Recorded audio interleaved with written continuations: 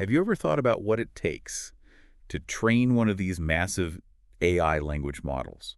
I think a lot of people don't realize the scale of the computing power Well, involved. it really is mind-boggling. It's like, um, imagine you're trying to conduct a symphony orchestra, Okay. but every single instrument needs to be physically wired to the conductor Oh, with wow. absolutely zero delay. I see what you're getting at. So like any little hiccup and the whole thing falls apart. Exactly. And that's kind of what it's been like with traditional training for these large language models. You need immense computing power, Yeah. all packed together, hmm communicating constantly, and it creates a huge bottleneck. Yeah. Traditionally, you're talking about thousands of these specialized processors all in the same location, Yeah. all needing to exchange information incredibly quickly. If even one of those processors has a problem or slows down, it impacts the entire process. And the engineering challenges involved are just immense. Oh, absolutely. Just managing that constant flow of information, those gradients and parameters at every single step is a feat in itself, isn't it? It is. And as you try to scale up to train even larger and more powerful models, you need even more computing units. Right. And the risk of something going wrong just multiplies. And it's not just about the risk of failure. It also becomes really difficult to use different types of hardware effectively together. That's a great point. If you have some processors that are really fast and some that are a bit slower, the fast ones end up just waiting around for the slower ones to catch up. So for our listeners today who are really keen on understanding these complex topics, I think it's important to really grasp this core challenge. Mhm. The difficulty of physically bringing together and synchronizing that much computing power in one place. Yeah, it's a fundamental limitation. But what if, and here's where things get really interesting, what if there was a way to train these massive models using groups of computers that were more loosely connected, that didn't need to talk all the time? Well, that's precisely what researchers at Google DeepMind, including Arthur Duyar, have been Yeah. working on. Okay, They've developed a new approach called, are you ready for this? hit me with it. Distributed Low Communication Training of Language Models, or DiLoCo. DiLoCo. I like it. It's catchy. Yeah, it rolls right off the tongue. So in this deep dive, we're going to unpack how DiLoCo makes it possible to train these large models on more independent islands of computers. Yeah. Islands that communicate far less frequently than traditional methods require. Right.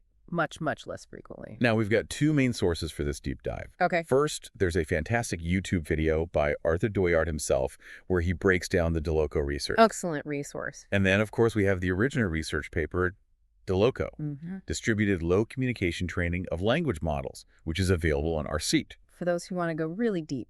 Absolutely. So we've established the problem of scale, this need for massive, tightly interconnected computing power.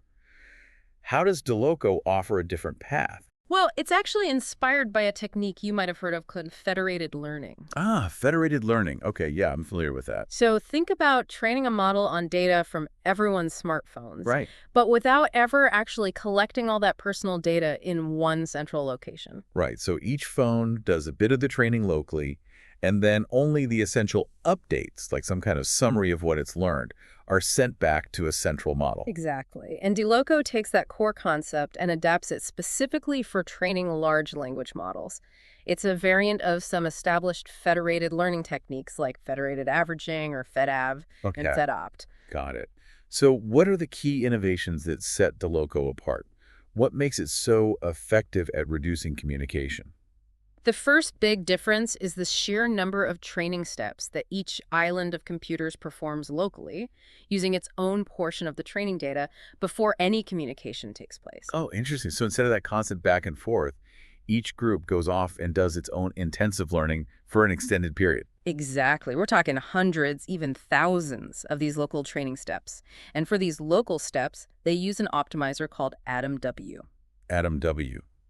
Okay, so after this intensive local training phase, what happens next?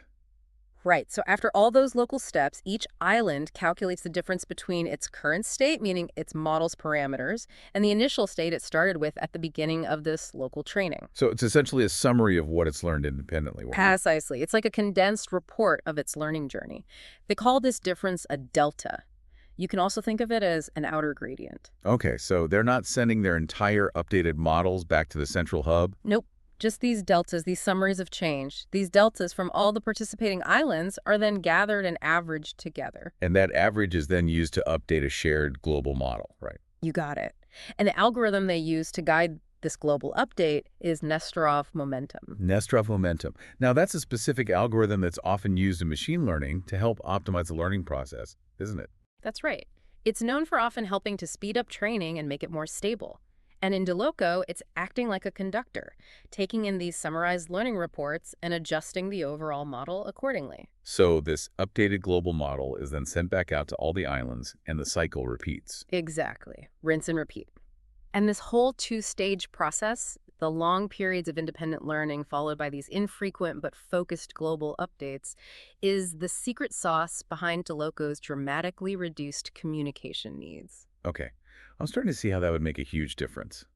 Instead of synchronizing after every little bit of data processed, they might only communicate every few hundred or even thousand steps. Precisely. And this makes DiLoCo a very attractive approach in situations where you don't have those perfect high-speed connections between your computing resources. Right, which is often the case in the real world, especially for research labs or smaller institutions that might have pockets of powerful machines, but not necessarily the infrastructure to connect them all seamlessly. Absolutely. This could be a game changer for them. Arthur Douillard also highlighted how this setup allows for using different types of hardware on those different islands, right? Yes, because each worker trains independently for such a significant chunk of time, you don't have the faster processors constantly being held back by the slower ones. It's like if you've got a team where some people work faster than others, it makes sense to let them progress at their own pace rather than forcing everyone to stay in lockstep. Exactly, and that's a big advantage when you want to pool together a more diverse range of computing resources. So it sounds like DiLoCo could really open up a lot of possibilities for using computing power that was previously inaccessible for large-scale AI training. Absolutely. Now, when the researchers actually put DiLoCo to the test, what kind of results did they see? Well, in their primary experiments, they used the C4 dataset, which is a massive collection of text data, Yeah. and they simulated a scenario with 8 independent workers, each training on a different subset of the C4 data. Okay, 8 workers, and what were the results? The results were incredibly encouraging. They found that DiLoCo, with these 8 workers, achieved a level of performance comparable to traditional, fully synchronous training. So the kind of training that requires constant communication. Exactly. But here's the kicker. DiLoCo achieved this while communicating 500 times less frequently. Wow, 500 times less communication. Yeah, That's a staggering reduction in overhead. it really is. And they didn't stop there. They also wanted to understand how DiLoCo would perform in situations where the data available to each worker wasn't perfectly identical in its distribution. What do you mean by not perfectly identical? So, in a real-world collaborative training scenario, you might have one research group with a lot of text data from scientific papers, while another group has a bunch of data from news articles or social media.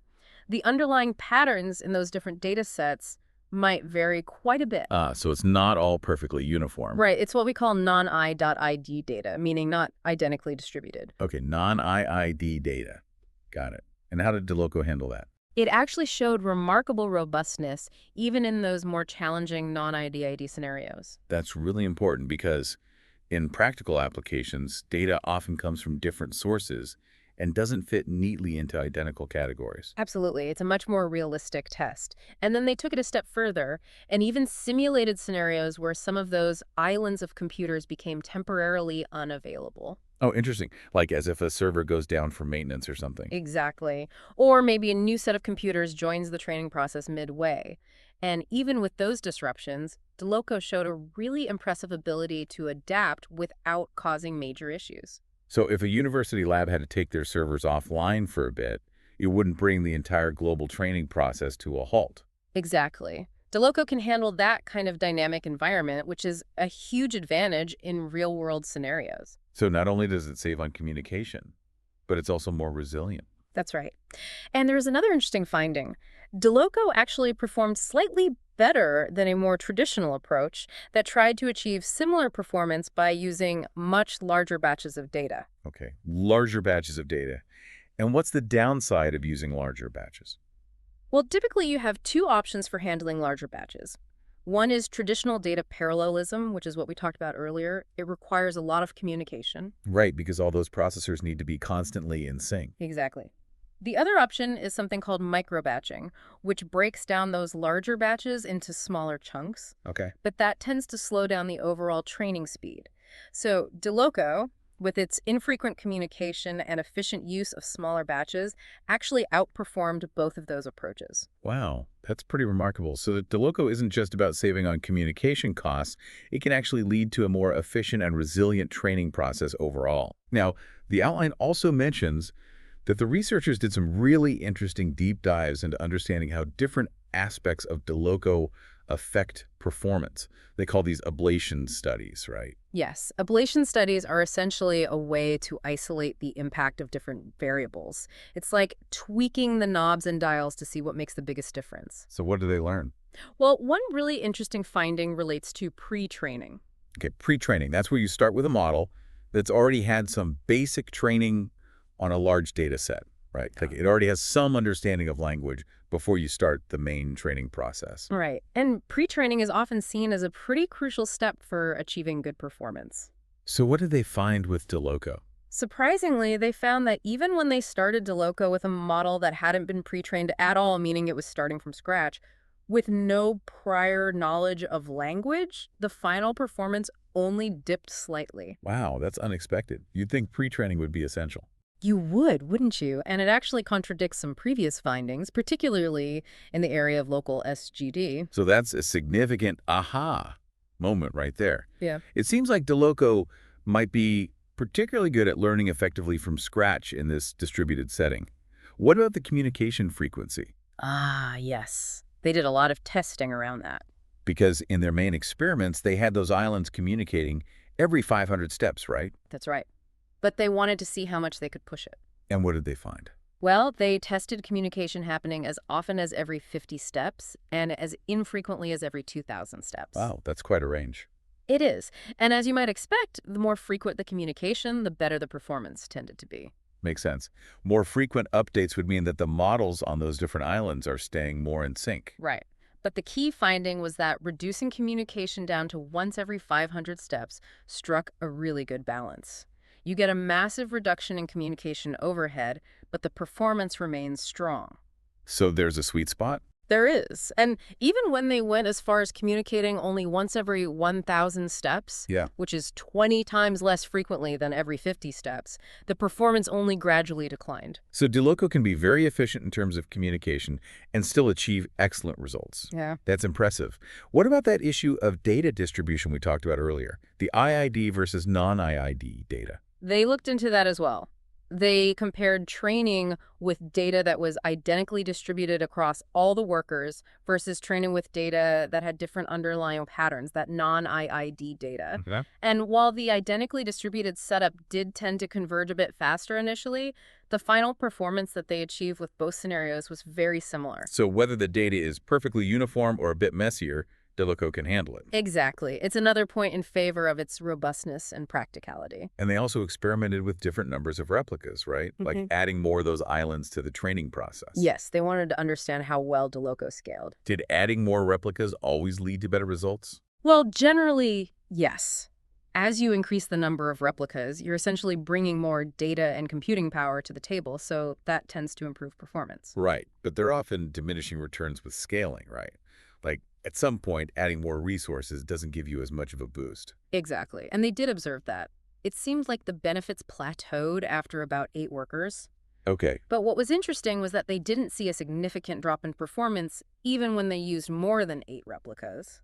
so adding more workers didn't hurt, it just didn't help as much after a certain point. Right, and that's actually different from what some researchers have found in other areas of machine learning, like computer vision, where scaling up too much can sometimes lead to a decrease in performance. So DeLoCo scales gracefully. That's good to know.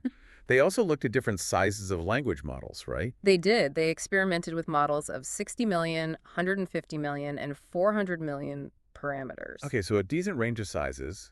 And what did they observe?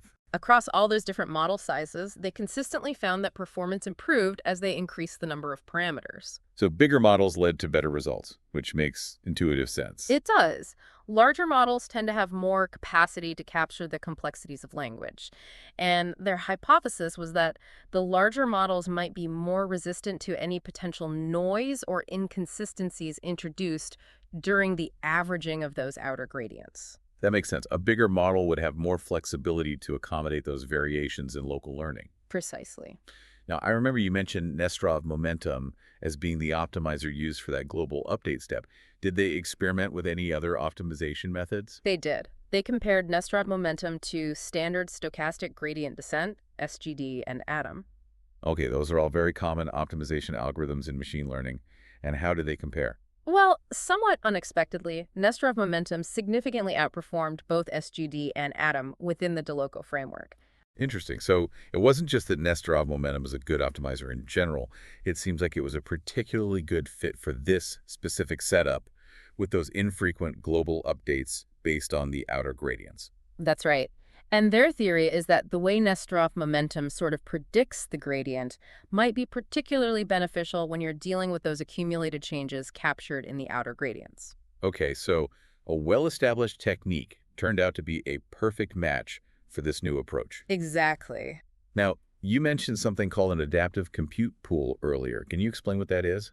Yes, that refers to their experiments with simulating situations where the number of available workers or islands fluctuated during the training process. Oh, right. Like if some computers had to go offline or new ones came online. Precisely. And what they discovered was really interesting. They found that the total amount of computation performed was the most crucial factor in determining the final performance, not necessarily the specific way that computation was distributed over time. So it's not about whether all the computers are running at full capacity all the time. It's about the overall effort. That's a great way to put it. And this is really valuable information for situations where your computing resources might not be consistently available. Right, because in the real world, things happen. Servers go down, unexpected demands pop up. Exactly. And DiLoCo can handle that gracefully. And on top of all this, it sounds like DiLoCo can even be adapted to handle asynchronous communication, where the different workers don't have to wait for each other to finish their local steps. That's right. And that's really important when you're dealing with different hardware speeds. If you have some fast machines and some slow machines all trying to communicate synchronously, the fast ones will be constantly waiting around. So with asynchronous communication, everyone can work at their own pace. Exactly. Now, the basic DiLoCo approach is synchronous, but they did explore an asynchronous version. Okay. And were there any challenges with making it asynchronous? They did run into a few hurdles initially, particularly with how the momentum in the outer optimizer behaved when the gradients were arriving from the different workers at different times. I can see how that would be tricky. If some gradients are more stale than others, it could mess with the momentum updates. That's exactly the problem they encountered. But they came up with a really clever solution. They delayed the momentum updates for the outer optimizer in the asynchronous setting. Oh, interesting. So instead of updating the momentum with every batch of gradients that arrives, they wait a bit longer. Precisely. And by doing that, they were able to achieve good performance even when there were significant differences in the speeds of the different workers. That's a really neat trick. So DiLoCo can handle both synchronous and asynchronous communication effectively. And you mentioned earlier that the principles behind DiLoCo could even benefit training on a single machine, right? Yeah, this was another surprising finding. When they applied this DiLoCo framework, the separation of inner and outer training steps, with different optimizers to training on just a single GPU or CPU, they actually saw improvements in both the convergence speed and the final performance. Wow. So even without the distributed aspect, this approach seems to have inherent advantages. It seems that way. And it suggests that there might be something fundamentally beneficial about this two-stage optimization approach. That's a fascinating insight. Now, given all the emphasis on low communication with DiLoCo, did they explore ways to further reduce the amount of data being transmitted between those workers? They did. They looked into techniques for compressing those outer gradients before they're sent over the network. Okay. And one specific technique they explored was pruning. Pruning. And what does pruning involve? So in essence, pruning involves selectively setting some of the values in those gradients to 0. Okay.